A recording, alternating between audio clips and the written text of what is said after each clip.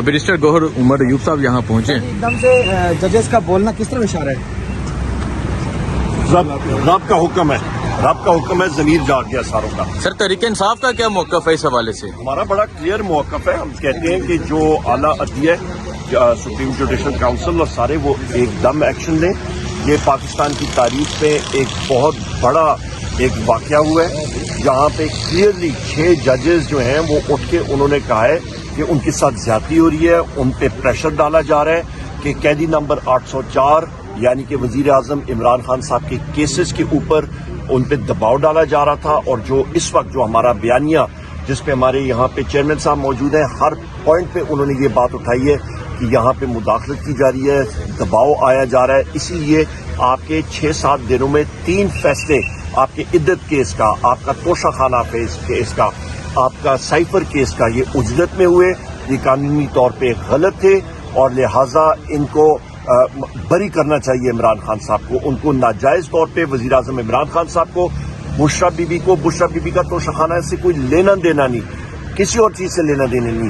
ان کو امیڈیٹلی بری کرنا چاہیے. چودھری پرویز الہی صاحب کو، آپ کی شاہ محمود قریشی صاحب کو، ہماری خواتین جو پابند سلاسل ہیں، ہمارے مرد حضرات پابند سلاسل ہیں، 108 جو ہمارے لوگ جن کو ملٹری ٹرائل کے تحت ان کو رکھا ہوا ہے پابند سلاسل.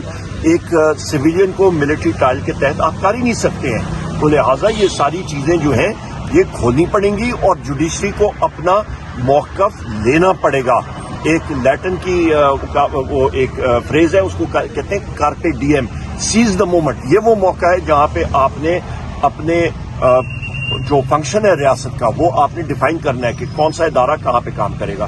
سر کیا جوڈیشل کمیشن کی آپ ڈیمانڈ کر رہے ہیں، کیا کہنا چاہیں گے؟ اور چیف جسٹس قاضی فائز عیسیٰ صاحب کے حوالے سے ہم نے پریس کانفرنس کی ہے، تفصیل سے ہم نے بتایا ہوا. ہم کہتے ہیں کہ سپریم کورٹ کا فل کورٹ بنے. جو سب سے زیادہ تشویش کا باعث ہے وہ یہ نہیں ہے صرف کہ انٹرفیئرنس ہوئی ہے، بٹ ساتھ ساتھ جج صاحبان نے یہ کہا کہ انٹرفیئرنس ہو رہی ہے.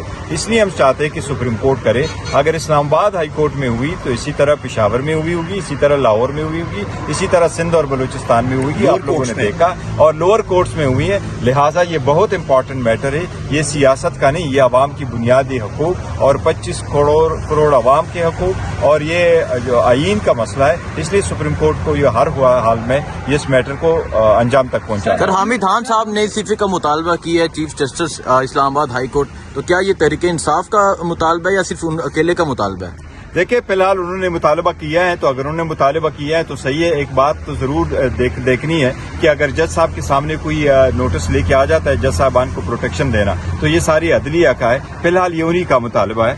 ٹھیک ہے، تحریک انصاف عدلیہ کے ساتھ کریے. اور کیا آپ کرنے جا رہے ہیں ججز کے لیے؟ دیکھیں تحریک انصاف کا نام ہی تحریک انصاف ہے، تو ہم ہمیشہ انصاف کے لیے خان صاحب جیل گئے ہیں، عدلیہ کی آزادی کے لیے کوشش کی ہے. ہم عدلیہ کی آزادی کے لیے کوشاں رہیں گے اور انہیں کی آزادی ہم چاہتے ہیں. ہم نے کبھی بھی نہیں کہا، آپ کو یاد ہے ہم نے کبھی بھی نہیں کہا کس قسم کا بینچ بنایا. جو ہمارے مخالفین تھے وہ آپ لوگوں نے دیکھا تھا، وہ کہتے تھے فل کورٹ بناؤ، فلاں ججز اس میں نہ بیٹھے. ہم نے ہمیشہ سے عدلیہ کا احترام کیا، عدلیہ پہ اعتماد کیا، لیکن اس اعتماد کو ہمیشہ سے ٹیج پہنچایا گیا. اور قانونی نکتے جب ہم نے اٹھایا کہ فلاں جج کبھی نہ سنے، وہ بھی اس کے باوجود سنا، لیکن پھر بھی ہم نے ان ججمنٹ کو ایکسپٹ کیا. ابھی ٹائم ہے کہ سپریم کورٹ اس کو آخری انجام تک پہنچائے اور ججز کو پروٹیکشن پرووائڈ. ٹھیک ہے، بہت شکریہ سر.